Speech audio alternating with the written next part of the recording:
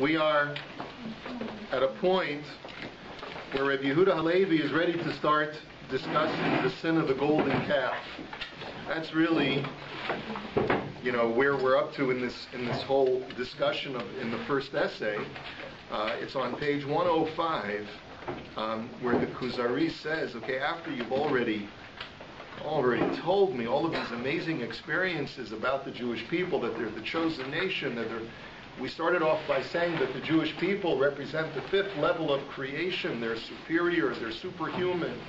And look at all of the experiences that they had, the revelatory experience at Har Sinai, all of this amazing stuff. But then the Kuzari said, there's a certain incredulity that he has, because how then could you tell me that after this revelation that they had at Har Sinai, and of their loftiness as a people, their prophetic abilities, how then could it be that they could fall so quickly and so entirely with the sin of the golden calf? That's the question. So the first response is what we're going to read today, which is at the bottom of page 105, paragraph 93. And you have to be the judge. You're here now as the judges to determine whether Rabbi Yehuda Halevi is at this point going to be engaging in apologetics, or whether he's actually giving a legitimate argument in defense of the despised faith, in defense of Klal Yisrael. So let's take a look at the bottom where it says, the Rabbi said the severity. Who's going to be our reader today? Any volunteers? Okay, go ahead. The Rabbi said the severity of loud, sorry. The Rabbi said the severity of their sin was magnified because of their greatness. Great indeed is one whose sins are enumerated. All right, so that's the first defense. First of all, we have to appreciate that when the Tanakh records the sins of the Jewish people, it tends to exaggerate the sins of Klal Yisrael. And this is the first point that Rabbi Yehuda Halevi makes, is that, and we have this concept, HaKadosh Baruch Hu medaktek im chasidav kechut hasa'ara, that God is more meticulous with his pious ones to a hair's breadth. That means that Hashem will be more harsh with righteous people than he is with people who don't possess that kind of righteousness. When we have a child who we hold in high regard as being our A student, our overachiever, so when that child comes home with a B, so we give it to him. If you're either Chinese or Jewish, you give it to him, right? So what, a B? A B? What are you doing just coming home with a B? I expected a higher mark. But when a child is not an overachiever, when a child is an average student, so then when they come home with a B, it's a big simcha. It's a time for rejoicing. So the first thing is that when you find the Tanakh being critical of the Jewish people, we have to appreciate that because they are so great, the Torah magnifies their sin. And that is something that is consistent throughout the words of our sages, and it's something that the Ibn Ezra says, and it's something that the Gemara says as well. The second thing that Rabbi Yehuda Halevi says over here is, great indeed is one whose sins are enumerated. And I think that not only is Rabbi Yehuda Halevi referring to, in general, a person who we can enumerate their sins, because, like they say about the Vilna Gaon, that he used to have a little notebook by his bedside, and that every day he would mark down how many seconds he had wasted in the day. Now, if a person could do that, first of all, it's a worthwhile endeavor. Can you imagine having a little diary or a journal on your bedside, and at the end of every day you think about everything that you did over the day and say, how many averas did I do today? Could you think, and then at the end of the year, right before Rosh Hashanah, you go back and look at the ledger, and it tells you sort of a journal of what I have to do tshuva for over the next 10 days. Now that would be, if a person can do that, that would be incredible. Can you imagine the significance and the impact of that kind of experience, of that kind of life that you would have, a life that's filled with meaning, where you actually can review the events of your life in a truly meaningful and scrutinizing fashion. The Vilna Gaon used to be able to mark down how many seconds a day he had wasted. Now, of course, that's angelic, but at least for us, we can try to go over, just to review in our minds. Just take a few seconds every day to review in our minds what we've done over the course of the day, write down our regrets, and then go to bed. That would be a wonderful thing. So great indeed is a person who can enumerate in a small list all the things that they've done. And that, he says, is in itself a great thing about the Jewish people, that we can talk about the very specific infractions that Klal Yisrael committed when they were traveling through the Midbar, but realize that those were the only things they did wrong. This was not a daily routine, even though sometimes you get the impression, because you read a story that is compacted over a 40-year journey in the desert, is compacted over a few chapters in the Chumash. You get the impression that it's just one sin after the other. But what we neglect to realize is that the Torah is only extracting a few days worth of those 40 years and highlighting and accentuating the specific times in which they committed Averos. Which means that all the other times during the 40 years they were fine, they were righteous, they were submissive, they committed to learning and to the mitzvahs and so forth. I also think that perhaps what Rabbi Yehuda Halevi is alluding to here is the uniqueness of our Holy Scriptures, is the uniqueness of the Torah. Because it's very rare to find this in other Holy Scriptures, where there is a narrative that relates the sins of the chosen people. You don't find a narrative in the New Testament to the same degree of highlighting the infractions of the great apostles. You don't find the narrative in the Quran, to the limited extent of my exposure to the Quran, which highlights the infractions of Muhammad or his disciples. So the very fact that the Torah is unique in that respect is that it spends so much time highlighting the sins of the people. It means that we're not trying to hide anything here. This is not a polemic to defend the cause of Judaism.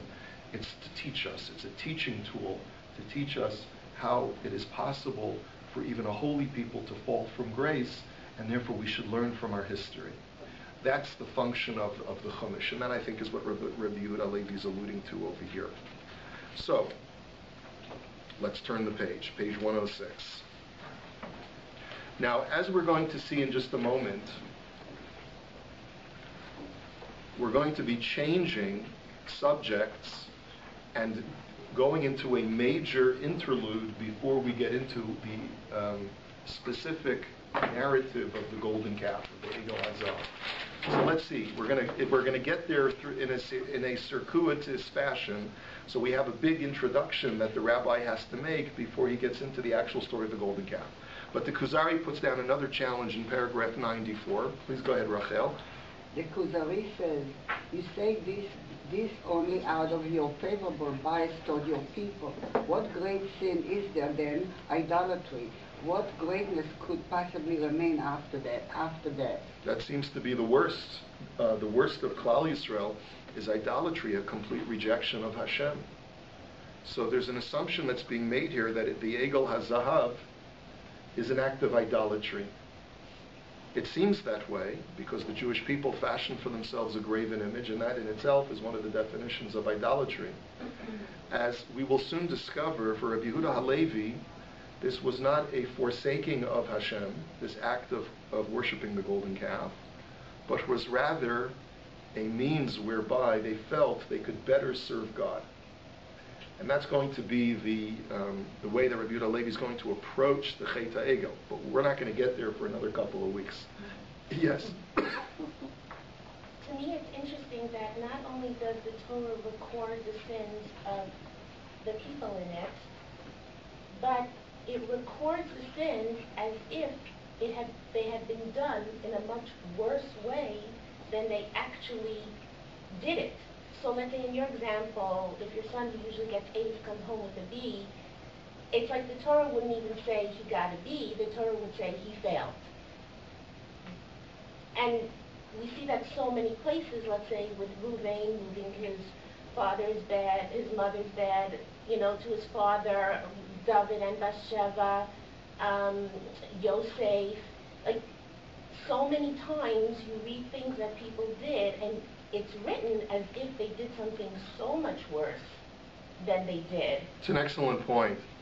The reason why I equivocate a little bit about that is because the whole notion that the Torah over-accentuates the sins of Klal Yisrael requires one to accept what you are, the premise that you are suggesting, which is what Chazal say, and that is that the Torah tends to exaggerate the sin and not just accentuate it. So the perfect examples that you gave. This one example is this: when the Torah says that Reuven slept with Bilhah, it doesn't literally mean that. It means that he switched his mother's bed. He moved his father's bed into Leah's tent, whereas Yaakov had moved it into Bilhah's tent, and this was considered to be a bilbul yitzu'ei aviv. The confusion of his father's couch was not really a sin that Reuven committed of being with his father's wife. Chazal say that, but the psukim don't say that. So yes, it's true. Chazal's tradition is that the Torah exaggerates the sin when there really was none, or the Gemara which says Chol ha'omer sheDavid chata eno ela toeh. Anyone who says that King David sinned is really making a mistake. Now, what the Gemara does is it says that King David was not guilty of adultery, but it doesn't mean that he didn't sin at all. It just means that he wasn't guilty of adultery because technically she was an unmarried woman at the time that David spent the night with her. And yet, the psukim seem to certainly indicate that he did something quite criminal. There is an equivocation here among the Meforshim whether Chazal are to be taken literally or whether not to be taken literally. For example, the Abarbanel on that story of David and Bathsheba disagrees with the Gemara, and he says that the author of that statement was Rabbi Yehuda HaNasi, and because Rabbi Yehuda HaNasi was a descendant of David HaMelech, he wanted to whitewash the sin in order to amplify the stature and the prestige of the house of David.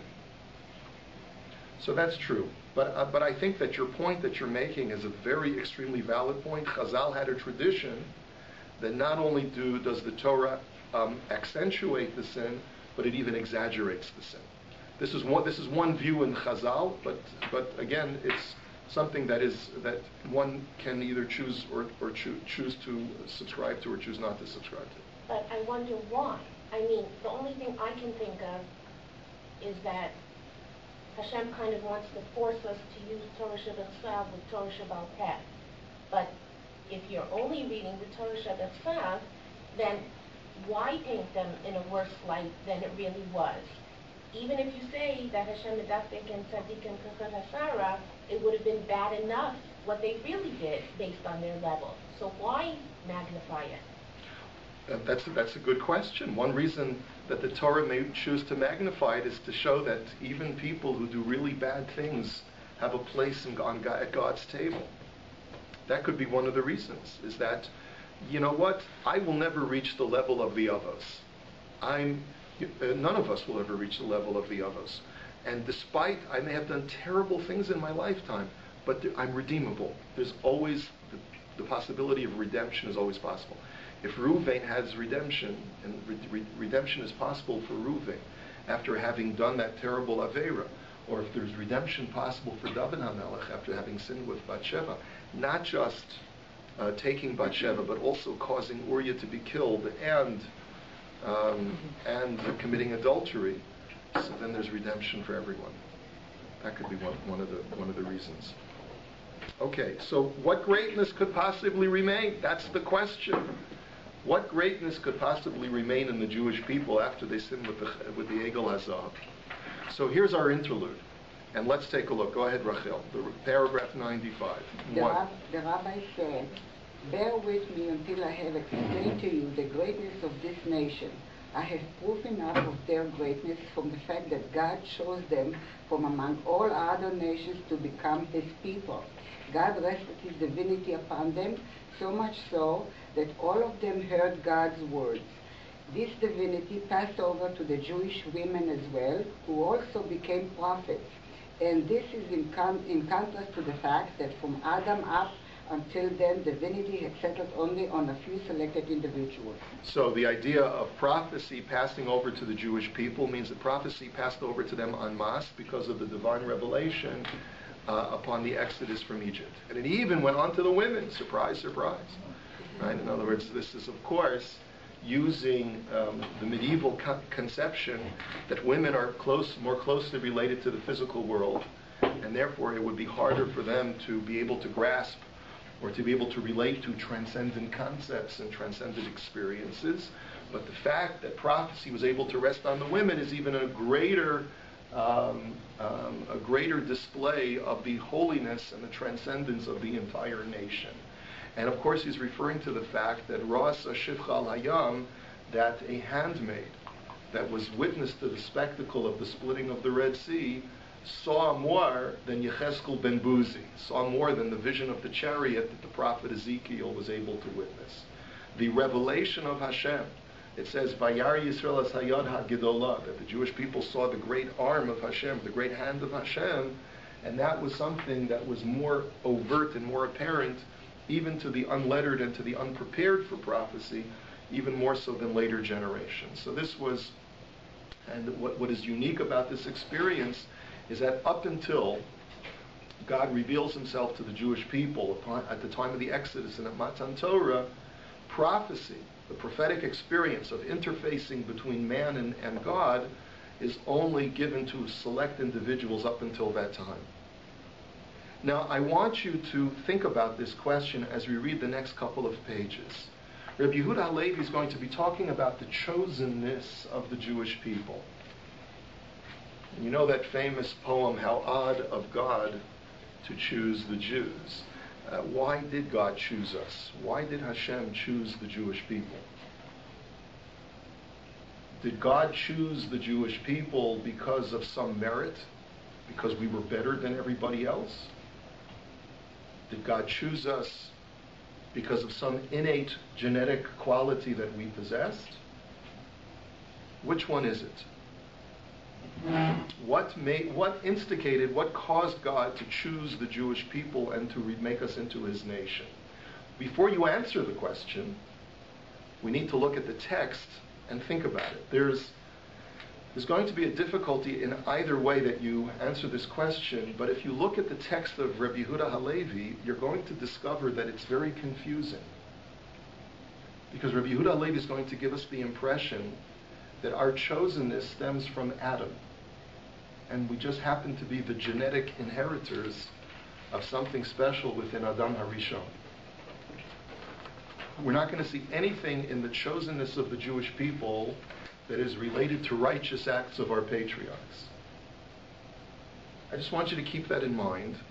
And then after we read the text, if you want to be able to suggest an idea about how you understand this, then you'll let me know. Terry, did you want to say something? Or you want to wait? If you make a comment, because I didn't give the right answer. All right, okay. All right, let's go on. Paragraph number 2 in paragraph 95. Adam himself was completely without flaw. There can be no doubt that this was so because he was made by an omnipotent, omniscient artisan who chose what ingredients to use and what form he would take. There was no deficiency that one would find in a regular human attributable to the father's semen or mother's blood. There was likewise no deficiency attributed to food or behavior during the childhood years. Nor was there any deficiency in Adam's environment, air, water, and land. For God created Adam as an adult in his physical and emotional prime. Adam's soul and intellect were likewise the maximum human potential. Moreover, Adam achieved the level above intellect called the divine force.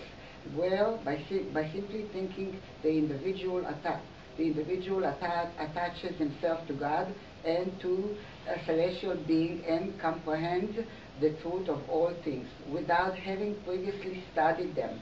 His great stature gained for himself and all those early descendants who resembled him the title Son of God. Right, there's a lot of information here in this paragraph. The first thing that he says is that Adam Harishon was physically superior to all human beings that ever lived after him. So there's a famous question: if every human being who ever lived walked past you, how would you be able, without their clothes on, how would you be able to tell which one were Adam and Eve? And the answer, of course, is they'd have no belly button, right? Because you only get a belly button when you're born. Adam and Chava were created as adults. Now, of course, I don't believe that. I think that when Hashem creates human beings, He created Adam and Chava b'tzelem Elokim, because we all are tzelem Elokim. Adam and Chava were created with belly buttons anyway, even though they didn't need one. But the point is that we all are genetically flawed in some way. We're genetically flawed because we come from a mother and a father who contribute to our genetic pattern, our genetic makeup. Adam and Chava had no genetic flaws. They were the perfect human beings. Now this is besides the whole discussion in the mystical literature that comes after Rabbi Yehuda Halevi, which talks about the fact that when Adam and Chava were created, they were created as really supernatural beings whose bodies were really more like ethereal substance until they sinned by eating of the tree. So we won't go into that now, but we just from a simple understanding of genetics, Rabbi Yehuda Halevi is saying, imagine the very first human beings have no genetic flaws whatsoever. Normally, he says that every human being is a product of the father's semen and the mother's blood. This is medieval science. The Ramban says this point as well, that there are different levels of pigmentation within every human being.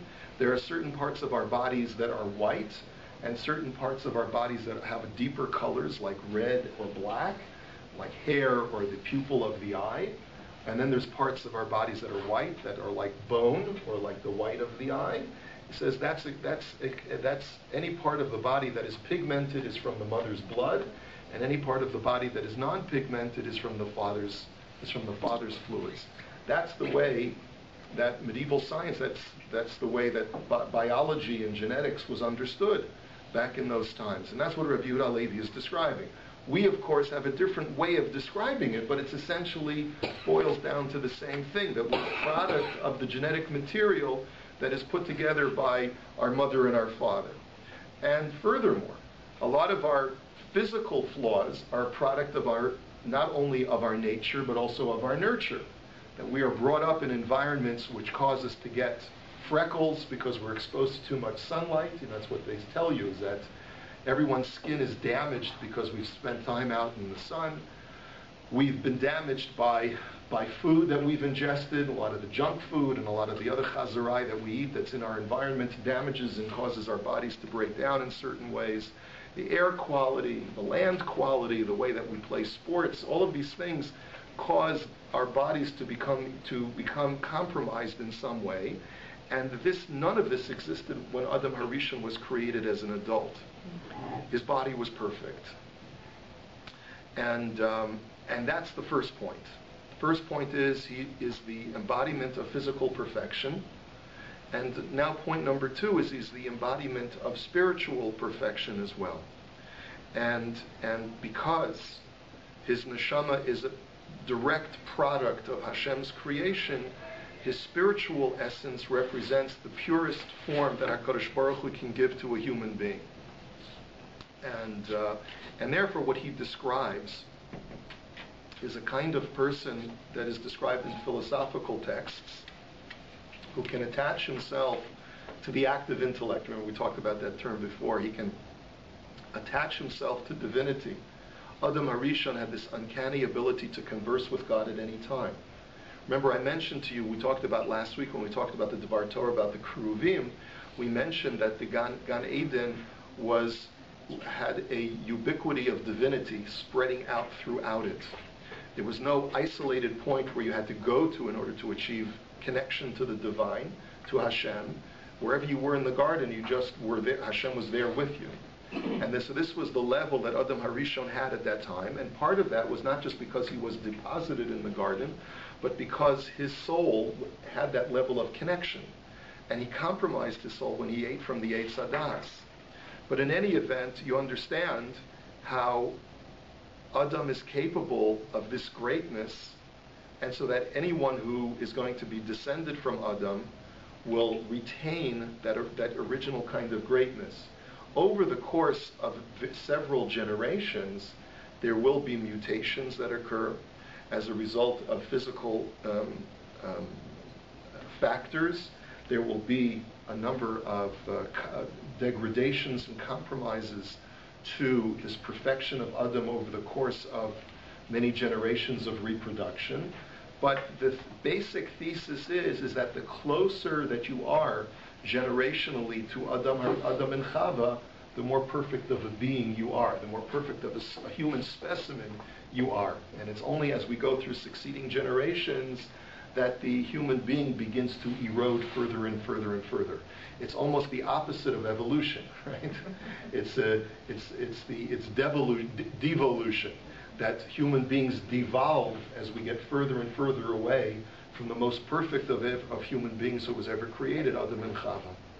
Yes? But Adam's son Cain was a murderer, and he wasn't a very good person. So you see, one generation later already, you have a pretty evil person. Ah, yes, so that's an interesting question. So who was Cain's father? Was it true? Was it really Adam? As far as I know. It seems that way from the text. Cain and Hevel's Yes. brother. Right. So who else could have sired Cain? The Zohar says that his father was the Nachash. But anyway, but even without that, right? There was obviously something that was introduced even after the first generation. Or Cain himself was an exceptionally perfected human being with this particular human flaw of not realizing intuitively that murder was wrong. You know, there was never a command yet. No one had been commanded of thou shalt not murder. He knew there was something wrong because when God was talking to him, where's your brother? Where's your brother? He kind of said, I think he kind of knew that he did something wrong. Yeah. God said, "Kol demei achicha tzakim alayim." But there's a certain innocence even within that guilt, right? Laws hadn't been written yet. Yes, so your point is very well taken. And even after the first generation, man is capable of horrible things. And yet at the same time, the human being as a specimen of perfection is at his highest level the closer we get to Adam Harishon. And despite that, people are capable of terrible evil. Okay. And then he talks about the sons of man. Who are the sons of man? Who is he referring to? No, in chapter 6 in Genesis, in Sefer Bereshit, it says, "Vayiru b'nei ha'Elohim es benos ha'adam ki tovos heina." It says that the sons of God saw the daughters of man, and behold, they were good. Vayikchu lahem nashim mikol asher bacharu, and they took for themselves wives from all of those that they chose for themselves. The words b'nei ha'Elohim, the sons of God, of course, as you can imagine, it's a very Christian-sounding term, right? But yet it's in our Torah. What does b'nei ha'Elohim mean? It means that they're called the sons of God because they have such a great resemblance to HaKadosh Baruch Hu himself, because they're such a great specimen of humanity. And since man is made in the image of God, they most closely resemble what God had in mind when he created man. That's the way Rabbi Yehuda Halevi understands it. Now, of course, there's a much deeper explanation to this that Chazal have about who these B'nai HaElohim are, because Chazal tell us that sometimes the greater one is, the more defiled they can become. Just to follow that theme of the Kayan discussion, Chazal tell us that these Bnei HaElohim actually were quite despicable in their behavior. Vayikhu lahem nashim mikol asher bacharu, they took for themselves wives, meaning that they engaged in, they forcibly took other people's wives, that women who were already married, even though they had accessible to them, they had single women, but they dafka took married women. And they also, mikol asher bacharu, from all that they chose, means that they engaged in homosexuality as well and bestiality. In other words, they weren't satisfied with just taking that which was available to them in a normative marital experience, but they engaged in all different kinds of things that would be considered to be non-normative, because they had this insatiable appetite to experience every physical indulgence under the sun. And so the question is, who were these Bnei HaElokim, or Bnei HaElohim? There are two different ways of understanding the translation of what Bnei HaElohim means. It's either with a capital Aleph or a lowercase Aleph, you understand? And I say that tongue-in-cheek, because there's no capital letters, but the word Elohim it can mean two things. It can mean the sons of princes, or sons of great people, or it can mean sons of God. And Rabbi Yehuda Halevi seems to understand that as sons of God, meaning that they resembled the greatness that was within Adam HaRishon the most, and yet they committed sins like this, because the reason for this narrative in the Torah is to describe to us how completely overpowering the Yetzer Hara was to early man. And how even truly great people who were specimens of perfection could become so debased, because the physical desires of mankind were so much more overpowering than they are today. And this is sort of the narrative that acts as an introduction to the story of the flood in Parshas Noach, because this is a story that takes place at the end of Sefer Bereshis. And it's therefore acting almost as a defense for mankind before the flood, to tell us that because of the overpowering nature of physicality at the time, it's no surprise that man had descended into the lowest depths of humanity, and as a result, HaKadosh Baruch Hu had to detach man somewhat from the physical world by wiping the slate clean and starting all over again. Mm-hmm. And that's what the flood represented. Okay? The Alshich HaKadosh brings down the mystical tradition that we find in various different writings. And he tells us that Bnei HaElohim means angels that were placed into human bodies. Now this, of course, is not at all what Rabbi Yehuda Halevi is referring to, but to me it's one of the most fascinating narratives in all of Tanakh. The Medrash and other texts relate that the angels are described or depicted as being contemptuous of man. And as they say in Tehillim, Ma enosh kisis kerenu uven adam kisif gedenu. They say, what is man, that you should be mindful of him? He is a puny being who will only rebel and cause you misery, O Hashem. This is what the angels proclaim about mankind, because they see a human being that is filled with opposite tensions. On the one hand, man has great potential for greatness, but on the other hand, he's filled with lust and physicality and a Yetzer Hara. So why, Hashem, should you pay so much attention to mankind? And this was the great criticism that HaKadosh Baruch Hu was hearing from the Malachim in the heavens during this period of time when mankind was descending into evil. And HaKadosh Baruch Hu tells the angels, according to our midrashic and mystical tradition, that you have no right to criticize man because you are not aware of the challenges that he has to face on a daily basis. And therefore, in order to silence you, angels, I will send you into this mortal world, and you will see for yourselves what a Yetzer Hara is, what a physical nature is. And so Bnei HaElokim literally means that God took angelic beings who normally are not meant to occupy physical bodies and inserted them in physical bodies in order for them to experience what it means to have a physical side to yourself. See, normally a malach, the difference between a malach and a neshama is a neshama is meant to occupy a body. A malach is created, never meant to occupy a body. So that's why a malach doesn't even relate to or understand the challenges that human beings have to undergo. So HaKadosh Baruch Hu takes a certain core of malachim and inserts them into this world, sort of, just like in a movie, where, an angel comes down to this world and gets its wings clipped, and now is part of this physical world, right? And now God says, okay, you're on your own. Let's see how you fare.